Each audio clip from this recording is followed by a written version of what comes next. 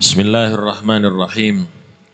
Nawaitu ta'allum wa ta'lim wal ifada wal istifada wal nafa wal intifa wal mudhakara wa tadhkir wal hatha ala tamassuki bi kitabillah wa sunnati rasulillah wa du'a ilal huda wa dilalata ilal khair ibtigha'a qurbihi wa thawabihi minallahi subhanahu wa ta'ala.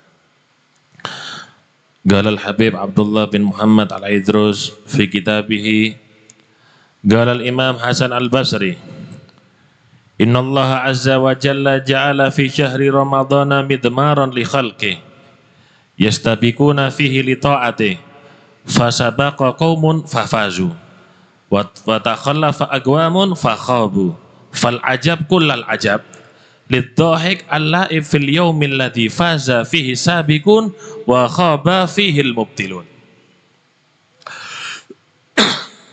Dikatakan oleh Al-Imam Hasan Al-Basri, sesungguhnya Allah subhanahu wa ta'ala di bulan Ramadan ini membuat midmar. Midmar itu medan untuk balapan. Orang itu kalau mau ikut perlombaan balap kuda atau balap motor, mereka itu pasti ngecek daripada motornya terlebih dahulu. Kalaupun kuda, dilihat dulu bagaimana kesehatan daripada kudanya, makanannya bagaimana, minumnya bagaimana. Kalau perlu dikasih vitamin. Kenapa? Agar menjadi kuda pacu yang kenceng larinya. Di bulan Ramadan Allah ini juga membuat seperti tempat untuk berpacu. Yastabikuna fihi li ta'ati, yang mana hambanya Allah di bulan Ramadan ini berpacu untuk taat mendekatkan diri kepada Allah subhanahu wa ta'ala. Mereka yang menyambut atau merespon dengan baik perlombaan yang ada di bulan Ramadan ini dengan taat kepada Allah, tidak pernah ketinggalan sholat tarawihnya, tadarus Al-Qur'annya tidak lupa, puasanya sempurna, telinganya menjauhi daripada gosip, mendengarkan gosip, lisannya menjauhi daripada caci maki, fafazu, maka dia akan menjadi hamba yang beruntung. Sebaliknya wa takhallafa aqwamun fakhabu, sebaliknya takhallafa aqwamun, ada sebagian kaum di saat semua orang mendekatkan diri di bulan Ramadan, di saat semua orang menjalankan ibadah, di saat semua orang mengurangi daripada jam tidurnya untuk mendekatkan diri kepada Allah, dia sebaliknya. Bulan Ramadan dan selain Ramadan sama menurutnya. Tetap maksiat kepada Allah subhanahu wa ta'ala. Tetap yang melanggar perintahnya Allah, nggak sholat, tetap nggak sholat di bulan Ramadan, nggak mau bertobat. Ingat, kalau kebaikan di bulan Ramadan dilipat gandakan oleh Allah subhanahu wa ta'ala, begitu juga dengan kemaksiatan dilipat gandakan pula dosanya oleh Allah subhanahu wa ta'ala.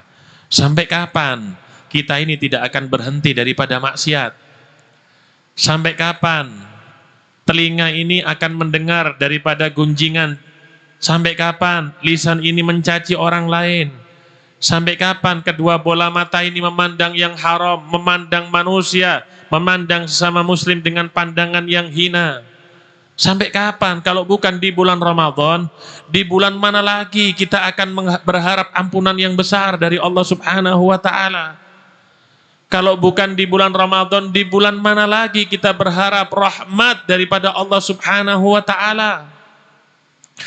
Fal ajab kullal ajab, yang mengherankan, kata Al-Imam Hasan Al-Basri, lidhahik allahi fil yaumil ladzi faza fihi sabiqun wa khafa fihi al-mubtilun, yang membuat tercengang daripada kita ini, kata Imam Hasan Basri, di saat semua orang berlomba-lomba mendekatkan diri kepada Allah, di saat semua orang meningkatkan ketaatannya kepada Allah, dia justru mengabaikan bulan suci Ramadan, menganggap bulan Ramadan bulan yang tidak memiliki daripada kemuliaan, menganggap bulan Ramadan bulan yang biasa, tidak ada keagungan di dalamnya.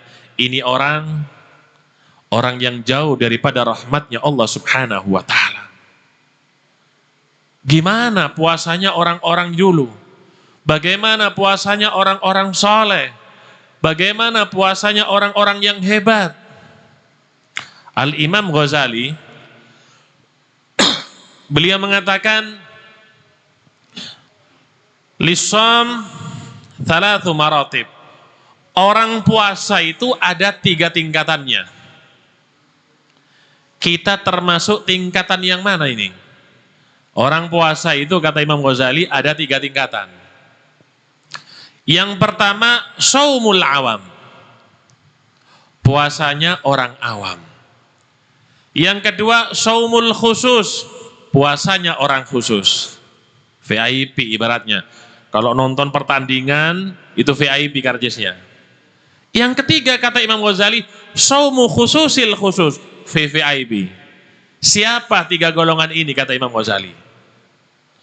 Yang pertama, ammal umum, adapun puasanya orang awam, fahuwa kaful batni wal farji an qada'i syahwa. Adapun puasanya orang awam, cuma menjaga perut, jangan sampai batal kemasukan minum, kemasukan makanan. Menjaga daripada kemaluan, jangan sampai berhubungan di siang hari bulan Ramadan. Ini puasanya orang awam. Puasa hanya menjaga daripada makan dan minum. Maksiat tetap lanjut. Melanggar perintah Allah tetap dilanjutkan, diteruskan. Cuma nggak mau makan, nggak mau minum, nggak mau rokokan. Ini puasanya orang awam. Kata ulama, kalau puasa itu cuma sekadar menahan makan dan minum, jangankan manusia, binatang seharian tidak diberi makan dan minum mereka kuat. Kalau puasanya kita hanya cuma menahan dari makan dan minum, kelasnya kita adalah kelasnya binatang. Kalau cuma menjaga makan minum, menjaga tidak merokok, ini kelasnya binatang puasanya. Yang kedua kata Al-Imam Ghazali, shaumul khusus, puasanya orang yang khusus. Apa itu puasanya orang yang khusus? Kafus sam'i wal basari wal lisani wal yadi wal rijli wasairil jawarihi anil atham. VIP ini. Ibaratnya kalau mau nonton pertandingan bola di stadion dapat karcis VIP. Siapa ini orang yang VIP puasanya? Mereka yang berpuasa bukan cuma menahan daripada lapar dan minum, tapi juga as-sama, telinganya juga puasa tidak mau mendengarkan maksiat. Wal basari, telinganya juga puasa tidak mau melihat yang tidak diridhoi oleh Allah Subhanahu wa taala. Wal lisan, lisannya juga berpuasa, puasa daripada gunjingan, daripada aib orang lain. Puasa takut, kenapa? Datang azab atau murkah daripada Allah Subhanahu wa taala. Wal yadih, tangan juga puasa, tidak mengambil haknya orang lain, tidak memukul daripada orang lain, tidak melakukan sesuatu yang mendatangkan daripada murkanya Allah Subhanahu wa taala. Kakinya puasa, semua anggota badan ikut puasa. Bukan cuma perutnya yang puasa, tapi semua anggota badan ikut berpuasa daripada segala bentuk kemaksiatan kepada Allah Subhanahu wa taala. Ini puasanya VIP. Yang ketiga, ini puasanya VVIP. Mungkin kita masih belum kelasnya. Ini kelasnya daripada para arifin, kelasnya daripada para wali-walinya Allah Subhanahu wa taala. Tapi jangan putus asa, jangan putus arang kita. Anak bayi itu loh, lahir, jangankan jalan, duduk dia nggak bisa. Tapi nggak putus asa, dia bergerak, pertama bisa merangkak, setelah itu dia pegangan, bisa berjalan, setelah itu bisa lari, kalau setelahnya lomba lari pun bisa. Begitu juga dengan kita, mungkin kita di level pertama, ayo naikkan levelnya, naikkan ke level yang kedua. Jangan cuma puasa daripada makanan, puasa daripada segala bentuk kemaksiatan kepada Allah. Yang ketiga apa? As-saumu amma siwallah. Puasa dari segala selain Allah subhanahu wa ta'ala. Ini aulia sudah. Kenapa? Karena tidak ada dalam hatinya kecuali Allah subhanahu wa ta'ala. Jangankan dunia seisinya, apapun yang ada di hadapannya tidak akan mengurangi kedekatannya kepada Allah subhanahu wa ta'ala. Tidaklah menggiurkan ini dunia di hadapan para wali-walinya Allah subhanahu wa ta'ala. Mereka tahu ini dunia yang dikejar setiap saatnya oleh manusia semenjak diciptakan oleh Allah, tidak pernah dipandang sampai sekarang. Sampai hancurnya pun gak pernah dipandang oleh Allah subhanahu wa ta'ala. Itu menunjukkan apa? Menunjukkan tidak ada nilainya ini dunia di mata Allah subhanahu wa ta'ala. Makanya Al-Imam Ali bin Abi Thalib mengatakan, tolaktu dunya tolakon thalathan ba'inan la raj'ata fiha. Aku ceraikan ini dunia talak 3, kata Imam Ali bin Abi Thalib. Gak ada rujuk sudah, kata Imam Ali bin Abi Thalib. Begitu orang-orang yang hatinya sudah dikuasai rasa cinta, rasa ta'zim yang besar kepada Allah subhanahu wa ta'ala. Gimana puasanya baginda Nabi besar Muhammad sallallahu alaihi wasallam? Wa fil hadits annahu alaihi salatu wassalam kana ajwadan nas wa kana ajwada ma yakunu fi Ramadan. Nabi itu kalau puasa di bulan Ramadan ajwadan nas. Nabi ini di luar bulan Ramadan, kalau di luar bulan Ramadan, Nabi itu ajwadan nas. Nabi ini orang yang paling loman. Bukan orang yang pelit, itu baginda Nabi Muhammad. Bukan orang yang medit, itu Nabi Muhammad SAW. Orang yang jawad, orang yang dermawan. Sampai Nabi itu kadang-kadang kalau ada di kantongnya beberapa uang dirham, nggak bisa tidur itu Nabi Muhammad. Baru dibagikan kepada fakir miskin, baru tenang tidurnya. Beda dengan kita, kalau kosong justru nggak bisa tidur. Wa ajwad ma yakun fi Ramadan. Dan Nabi itu paling dermawan, itu justru di bulan Ramadan. Di bulan Ramadan Nabi ini lebih loman. Karihil mursala. Sampai diibaratkan oleh sahabat karihil mursalah, angin yang berhembus itu kencang. Angin yang berhembus itu kencang. Nabi kalau sudah sodako di bulan Ramadan lebih kencang daripada angin. Gak mau kalah dengan angin. Seperti inilah ajaran daripada baginda Nabi besar Muhammad sallallahu alaihi wasallam kepada umatnya. Begitulah ajaran Nabi Muhammad sallallahu alaihi wasallam kepada keluarganya. Diceritakan suatu saat Al-Imam Hasan dan Imam Husain alaihi wassalam, beliau ditemani oleh Sayyid Abdullah bin Ja'far, sepupunya. Imam Ja'far At-Thayyar itu saudara daripada Imam Ali bin Abi Thalib. Imam Ja'far ini punya anak namanya Abdullah, sepupu berarti dengan Imam Hasan dan Imam Husain. Dan Imam Abdullah ini juga ipar daripada Imam Hasan dan Imam Husain. Karena Sayyid Abdullah ini menikah dengan Sukaina atau dengan Sayyidah Zainab. Suatu saat 3 orang yang masih muda ini berjalan. Jalan ingin pergi ke suatu tempat. Jalan ingin pergi ke suatu tempat. Jalan. Mengobrol, dalam perjalanan ngobrol tentang agama, tentang Islam, tentang kebesaran Allah subhanahu wa ta'ala. Nggak terasa jalannya ini keluar daripada jalur yang ditempuh, kesasar sampai ada di mana?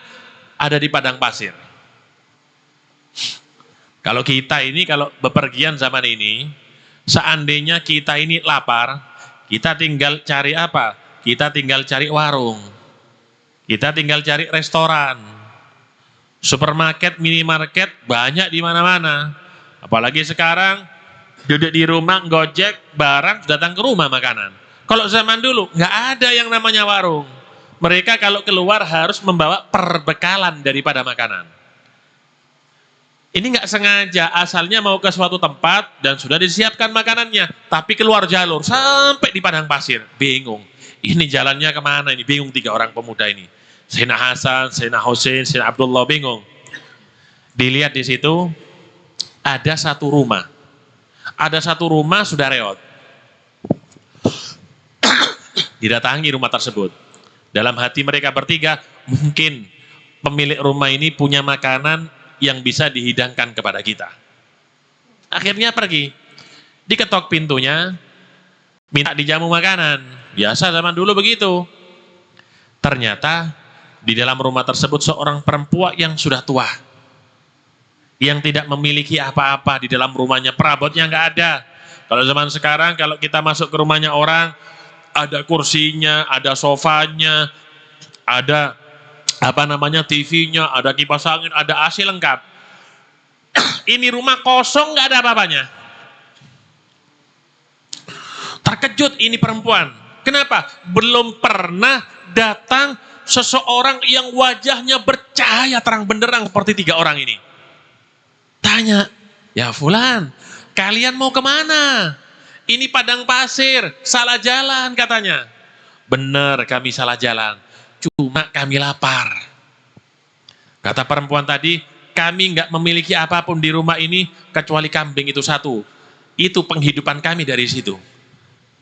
Sembelih itu kambing dan makanlah. Dipersilakan oleh perempuan tadi, disembelih itu kambing, dikuliti, dimasak dan dimakan. Setelah itu Imam Hasan yang paling tua berkata kepada ibu tadi, "Bu, kalau nggak punya uang, saya tunggu di kota Madinah nanti. Cari namanya Hasan bin Ali bin Abi Thalib." Yes. Pulang, ini tiga orang cari jalan sampai pulang ke Madinah sudah. Nggak lama suaminya datang, terkejut ini suami. Kenapa? Melihat tulang belulang daripada kambing berserakan. Dilihat kambing yang biasanya diikat di pohon tersebut sudah nggak ada. Ini pasti kambingnya kita, ini nggak ada lagi. Marah sudah kepada istrinya.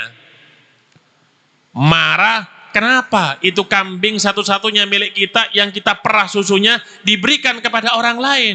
Dari mana lagi kita akan memerah susu? Dari mana kita akan minum susu lagi, kata si suami. Apa kata si perempuan tadi? Wahai suamiku, demi Allah, seandainya saat itu engkau ada di dalam rumah melihat bagaimana tiga orang yang terang benderang wajahnya, jangankan kambing, seandainya engkau punya anak, kau rela anakmu kau sembelih, kau berikan kepada tiga orang tersebut daripada kambing.